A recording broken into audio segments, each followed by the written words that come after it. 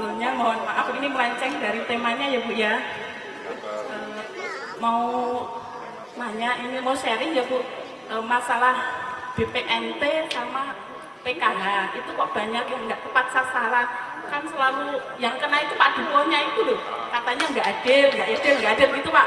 Bu, terima kasih. Bagaimana caranya Bu? Biar lebih baik gitu Bu. Terima Pak kasih. Kepala Desa Wani. Wani Pak Kepala Desa nyoreng. Ayo, niku jatane king Pak Kepala Desa. Sanes teng kula. Pak Kepala Desa Wani nyoret lho, aku seneng Bu. Sing mlarat iso mlebu kabeh, tapi kepala desa belum nyoret, ya aku rawani, aku kalah karo kepala desa. Jadi tapi panjenengan saged ngusulaken. Kalau ndak berani panjenengan saged ngusulaken lewat usul sanggah. Terus dalam banyak diprotes, wis tak gekno ae ngono.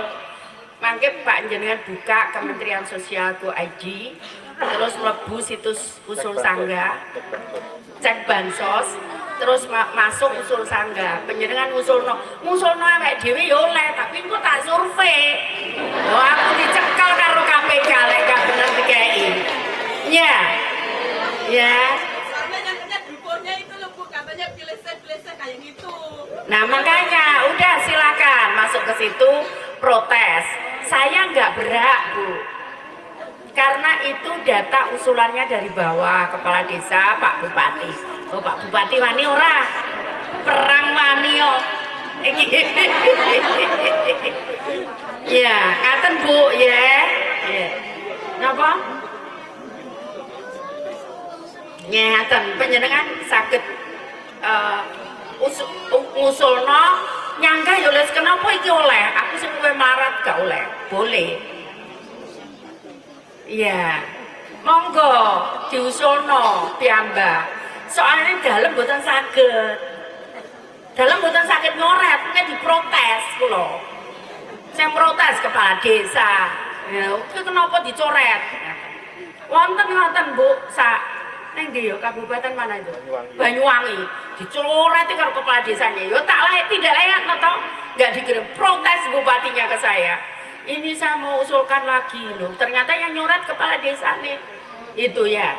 Jadi memang haknya kepala desa sama Pak Bupati. Saya ngikut saja. Karena saya yang tahu warganya. Saya kalau nggak ditunjukkan Bu Esti nggak tahu di sini. Nggak tahu saya pergi ke sini ada ternyata di kono ono penduduk. Nek pucuk gunung ini dhuwure ternyata ono penduduk ya saya nggak tahu. Niki derek kurang dhuwur meneh. Ini masih di bawah katanya. Waduh, ya, ngaten nggih Bu. Jadi apa yang disampaikan oleh Menteri Sosial barusan itu semua ada dasarnya. Dasarnya yaitu bersumber dari keputusan Menteri Sosial nomor 160/HUK/2022. Yang mana surat keputusan tersebut itu tentang tata cara proses usulan data serta verifikasi dan validasi. Nah, sebenarnya isi dari surat ini sudah menjelaskan semuanya, bagaimana cara mengusulkan data, bagaimana caranya untuk verifikasi data, dan bagaimana caranya untuk memilah-milih siapa yang layak menerima bantuan sosial atau tidak. Nah, salah satunya di sini dijelaskan di bab 5. Di bab 5 di sini disampaikan bahwa waktu pelaksanaan dapat dilaksanakan setiap bulan. Jadi sebenarnya untuk verifikasi datanya atau pemutakhiran datanya itu dapat dilakukan setiap bulan dimulai sejak tanggal 14 sampai dengan 1 hari sebelum hari H pada bulan tersebut. Adapun untuk tata cara pelaksanaan verifikasi dan validasi data terpadu kesejahteraan sosial ini itu wajib melalui 3 tahapan ini. di mana yang pertama itu wajib dilakukan verifikasi terlebih dahulu. Verifikasi boleh menggunakan formulir, datang langsung ke KPM-KPM-nya, dan untuk memverifikasi sosial ekonominya. Lalu kemudian berdasarkan dari hasil verifikasi inilah akan dikumpulkan, lalu kemudian dibuatlah yang namanya musyawarah desa atau kelurahan yang biasanya dilakukan di beberapa wilayah. Dan pada saat dilakukan musyawarah desa atau musyawarah kelurahan ini, di sana nanti akan dilakukan finalisasi. Finalisasi ini di mana di sana akan ditentukan data-data yang mana saja, berapa jumlahnya, siapa saja orangnya, by name by address-nya, semuanya di sana lengkap. Lalu kemudian dilakukanlah tahap finalisasi. Setelah dilakukan tahapan finalisasi, maka akan lanjut ke tahapan yang ketiga, yaitu dilakukannya pengesahan. Nah, pengesahan ini dimulai dari kepala desa atau kelurahan terlebih dahulu. Lalu kemudian dasar inilah yang akan dikirim ke dinas sosial, lalu kemudian direkap oleh dinas sosialnya, dan akan dilakukan pengesahan lagi oleh pemerintah daerah atau bupati atau sekretaris daerah atas nama bupati. Lalu kemudian itu yang akan dijadikan dasar untuk pengunggahan data masuk ke dalam aplikasi ini. Dasar sebagai pengesahan bahwa inilah nama-nama yang disetujui dan yang akan diusulkan sebagai layak menerima bansos maupun sebaliknya yang dinyatakan tidak layak menerima bantuan sosial. Lalu kemudian dapat dimutakhirkan melalui aplikasi 6NG namanya, atau Sistem Informasi Kesejahteraan Sosial Next Generation. Nah, melalui aplikasi 6NG ini dapat dilakukan pemutakhiran data, pengusulan data, atau untuk menyangga KPM tersebut, masyarakat tersebut yang mendapatkan bansos. Dan itu hanya dapat dilakukan oleh akun pemerintah daerah yang berwenang atau akun petugas wilayah yang memiliki hak akses ke sana. Jadi tidak sembarangan, tidak semua pendamping sosial yang bekerjanya turun langsung ke lapangan, bertemu langsung dengan KPM itu memiliki hak akses untuk dapat memutakhirkan data di dalam 6NG atau DTKS ini. Jadi hanya orang-orang tertentu yang memiliki hak akses ke sana. Jadi mulai sekarang jangan pernah menganggap bahwa yang memiliki hak sepenuhnya untuk menonaktifkan KPM ini atau mengusulkan KPM ini sebagai penerima bantuan sosial itu adalah pendamping sosialnya. Karena tidak semua pendamping sosial memiliki hak akses ke sana untuk memutakhirkan data di dalam aplikasi 6NG. Hanya orang-orang tertentu yang diberikan hak akses untuk mengusulkan data tersebut atau memutakhirkan data tersebut.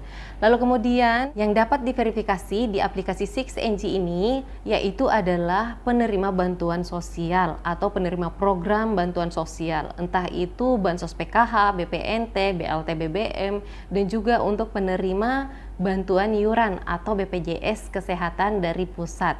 Itu juga dapat dimutakhirkan di dalam aplikasi 6NG ini, dan bukan hanya penerimanya saja atau pengurusnya saja, tapi semua anggota keluarganya juga dapat dimutakhirkan di aplikasi 6NG ini. Kemudian pada aplikasi 6NG tersebut, KPM dapat dinyatakan tidak layak jika memenuhi kriteria, antara lain di sini ada 7 kriteria. Jadi maksudnya di dalam aplikasi 6NG ini itu dapat menonaktifkan KPM atau penerima bantuan sosial apapun itu seperti PKH, BPNT, dan juga BLT BBM serta PBI. Di dalam aplikasi ini dapat dinonaktifkan masyarakat tersebut atau ditidaklayakkan sebagai penerima bantuan sosial. Di antaranya seperti jika memiliki kriteria yang pertama yaitu tidak ditemukan, alamat yang tidak ditemukan misalnya. KPM yang seperti ini dapat dinonaktifkan atau ditidaklayakkan. Kemudian yang kedua, meninggal dunia, kecuali yang meninggal dunia ini adalah pengurus dan masih memiliki ahli waris. Lalu kemudian yang ketiga di sini yang memiliki pekerjaan sebagai pegawai negeri sipil atau TNI atau Polri. Dan berikutnya poin keempat yaitu bagi KPM yang memiliki anggota keluarga sebagai TNI atau Polri atau pegawai negeri sipil. Nah, kalau yang pertama tadi yang KPM tersebut yang berstatus sebagai TNI atau Polri atau PNS. Dan yang poin keempat yaitu anggota keluarganya. Jadi contoh KPM ini memang tadi sebelumnya layak untuk menerima bantuan sosial, tapi karena rezekinya akhirnya anaknya yang masih berada di dalam satu kartu keluarga, alhamdulillah ternyata lolos menjadi TNI atau Polri misalnya atau PNS misalnya di daerah tempat dia tinggal, maka masyarakat tersebut atau KPM tersebut sudah dinyatakan tidak layak lagi untuk menerima bantuan sosial karena anggota keluarganya ada yang tercatat sebagai TNI atau Polri atau pegawai negeri sipil. Nah, selanjutnya di sini di poin kelima ini juga tidak termasuk, yaitu bagi masyarakat atau KPM yang statusnya pensiunan. Dan berikutnya yang keenam yaitu bagi KPM yang tidak memiliki komponen lagi bagi program bantuan sosial tertentu. Contoh KPM tersebut adalah penerima bantuan program Keluarga Harapan. Karena di dalam bantuan program Keluarga Harapan ini ada syaratnya, yaitu harus memiliki komponen terlebih dahulu. Jadi apabila masyarakat tersebut sudah tidak memiliki komponen lagi, maka tidak layak lagi untuk menerima bantuan sosial program Keluarga Harapan. Lalu berikutnya di sini adalah alasan lainnya yang dapat dijelaskan. Nah, ini tuh bisa termasuk di dalam kebijakan daerah setempat ya. Contoh misalnya KPM tersebut itu ternyata sudah mampu secara sosial ekonomi dari keputusan musyawarah desa atau kelurahan setempat. Lalu kemudian dapat dipilih di alasan yang ketujuh ini, tapi harus disertai dengan alasan. Oke, itu saja informasi yang dapat saya sampaikan. Jadi sebenarnya semua itu kembali ke pemerintah daerah atau desa kelurahan tempat Anda tinggal. Bukan pendamping sosialnya menentukan atau menteri sosial. Data-data yang kami kelola atau yang kami dampingi selama ini untuk menyalurkan bantuan sosial, semua data tersebut itu wewenangnya ada pada pemerintah daerah atau desa atau kelurahan tempat Anda tinggal. Baiklah, itu saja informasi yang dapat saya sampaikan di video kali ini. Mohon maaf apabila ada kesalahan cara saya menyampaikan, dan terima kasih banyak yang sudah menonton video sampai habis. Sampai ketemu lagi dan saya di video selanjutnya. Wassalamualaikum warahmatullahi wabarakatuh.